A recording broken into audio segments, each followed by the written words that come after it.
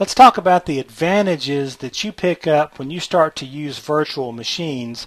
And then real quickly here I'm going to get into actually showing you one and how to install it and so forth. But first of all, when you're using virtual machines on your host system, and let's say you may be running Windows XP or Windows Vista or even Windows 7, I can now run multiple operating systems on that same computer, but I don't have to do any dual boots or use BSD or any of that kind of stuff to prepare a boot drive. Each operating system can be loaded into a virtual environment. It's totally, completely isolated from each other.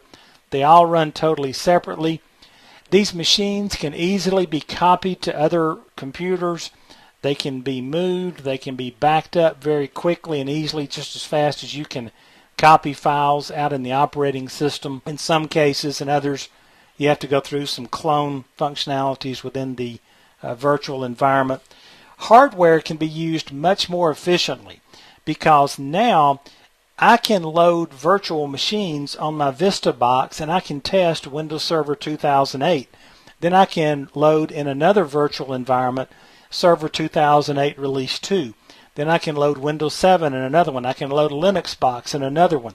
And so instead of having 6 different development laptops or 6 different desktops or dual booting any of those things, I can just run the same machine. And so hardware can be used much more efficiently. Obviously, it's a lot less cheaper.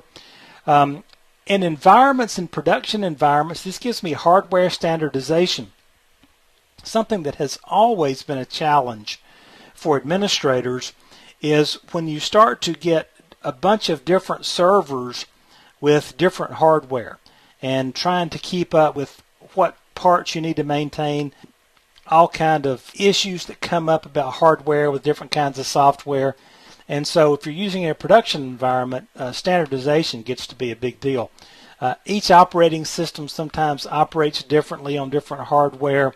And if you're using this in server environments, the hardware obviously is standard for all machines because the virtual environment emulates what it needs to speak to the host environment. Now, we're kind of wandering off into an area here, and I just want to mention this briefly in this course.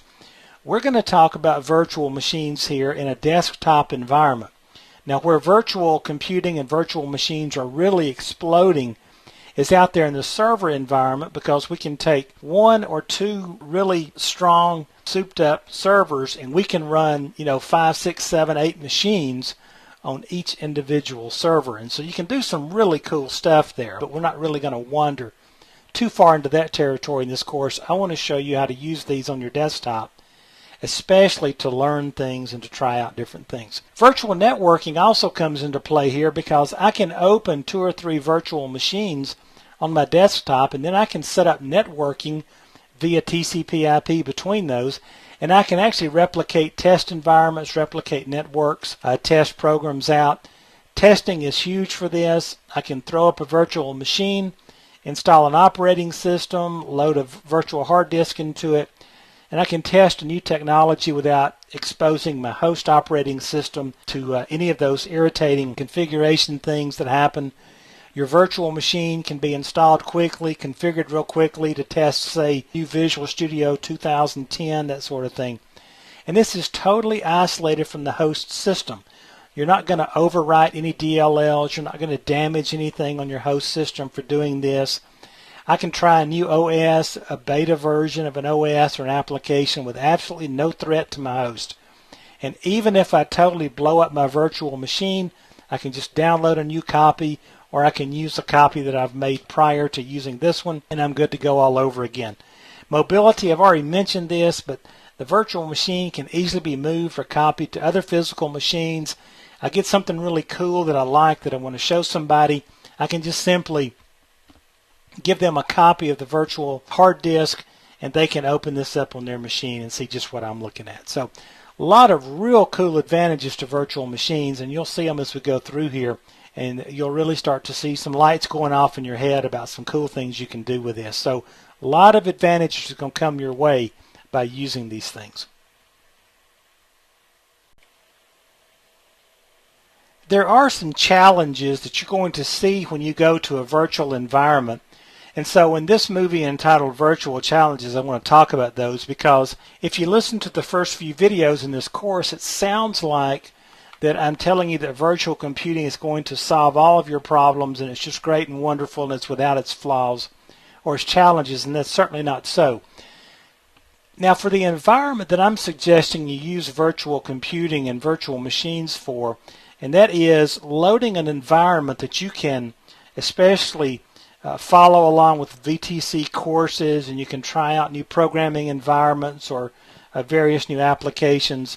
It's really cool, but understand that when you're running virtual machines, especially in a server environment, you are subjecting yourself to some hardware failure challenges, and that is that if you lose one host box, then you just lost all the machines running on that box. And so hardware failure becomes a little more critical here. Performance is one that's going to hit you on your desktop, and the simple fact of the matter is performance is going to suffer when you're running shared resources. In other words, if I've got a Vista box like I have in this particular course, and I've got 4 gigabytes of memory on that box, and I have to use 2 gigabytes of memory on my virtual machine, then I've used 2 gigabytes of memory from my host operating system, and so Vista performance may suffer, and the environment inside the virtual machine is going to suffer because the various calls that I'm making are having to work through emulated software to speak to the hardware on the host system. The bottom line is your virtual machines are always going to be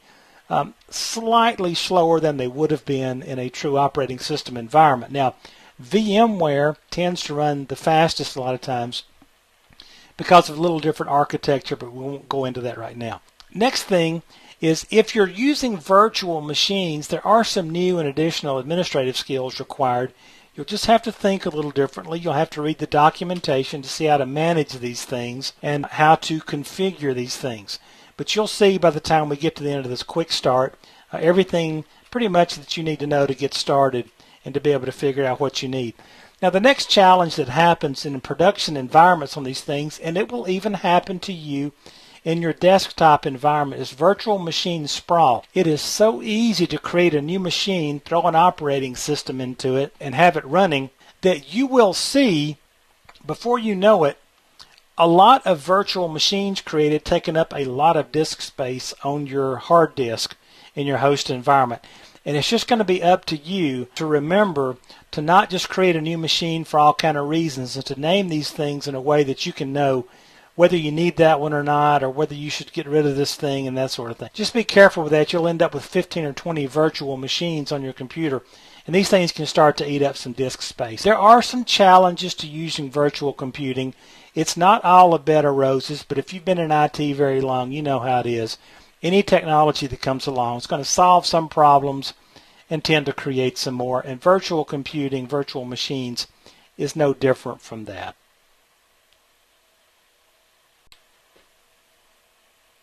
Now, one of the first questions you're going to have when you're working with virtual machines is, which software should I use to create and manage my virtual machines? Well, for the purposes of this quick start, I am going to point you to 3 sources of totally free virtualization software. The first one is a product from Microsoft that originally was called Microsoft Virtual PC. Now, I don't want to bash Microsoft, I don't want to be negative, but Microsoft with their virtual PC environment has managed to introduce confusion into the mix the way they tend to do sometimes. Now, let me take up for Microsoft here now that I've kind of thrown a rock at them. Microsoft drives a lot of forward-thinking technology at a lot of times, and they're doing that with their virtual product. Their virtual PC product, we'll talk about it a little bit more later. It's a great product. They updated it with Windows 7, and it's tended to confuse a lot of people. We'll talk about it a little bit more as we go through here. VMware are the company who actually got this whole virtualization thing, I don't know about kicked off, but certainly introduced and made popular. The VMware Player is their free version, and you can download it off of vmware.com/products/player. Just go out and grab a copy of it, download it, install it, read the documentation, and start to play with it. And then VirtualBox is a product that was developed by Sun Microsystems. This one is open source software. and you can go to www.virtualbox.org to get a copy of VirtualBox. Now, right now, as of the time that I'm doing this video, I have found VirtualBox to be, for me, the most efficient, the most flexible, does some cool things. I've gotten really comfortable with VirtualBox. Through this course, I'm going to show you how to download VirtualBox, install it, set up a virtual machine, configure that virtual machine.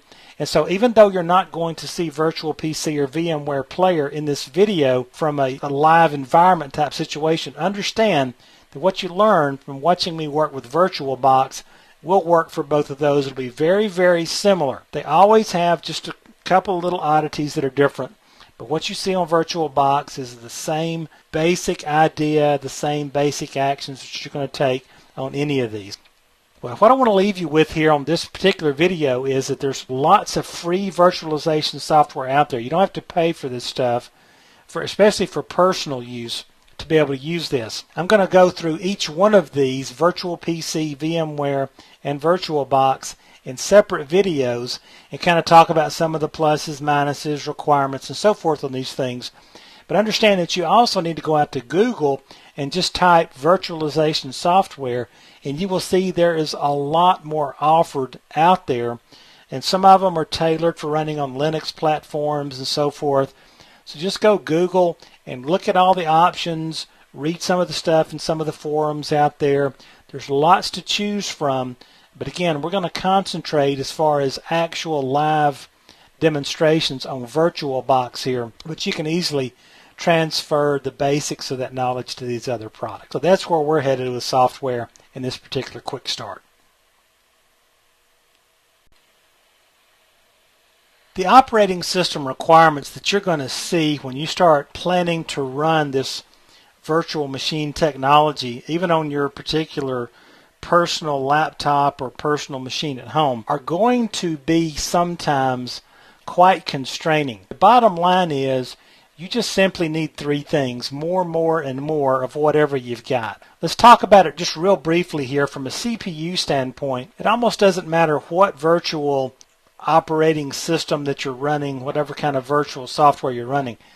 Most all of them are going to require that you have a 1 gigahertz processor or faster, and you should concentrate on the or faster or the or more part here, because what's going to happen is once you open that virtual machine, you're now sharing that processor between the virtual machine and the host machine. So obviously the more the better. Now RAM is the one that gets really important. Most of these products are going to recommend 2 gigabytes or more. I've found that I can do a lot more things with at least 4 gigabytes of RAM on a machine.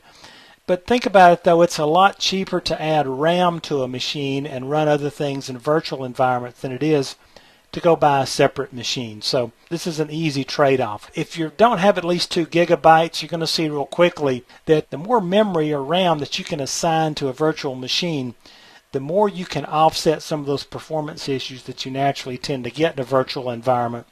And so again, you just want to load up the host system's RAM as much as you possibly can. Now, disk space, I'm not even going to put a minimum here. I'll just tell you that you can actually load a virtual hard disk or a virtual machine in some cases, depending on the software, in as little as, just a few megabytes. But generally, when you get into operating systems like Windows Server 2008 and so forth, you could be looking at 10 gigabytes of disk space. And so on your host system, you need to have plenty of free disk space. I use even some of the USB attached storage kind of solutions. You can get a 1 terabyte USB disk now from the Best Buys and various computer outlets out there, for just right around $100, and so that's real worth it.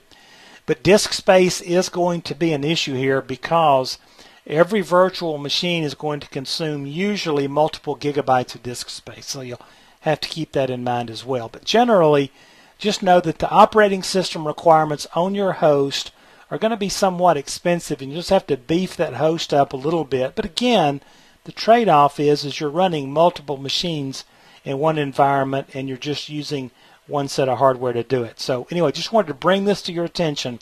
Watch for this, and I'll point this out again as we go through here.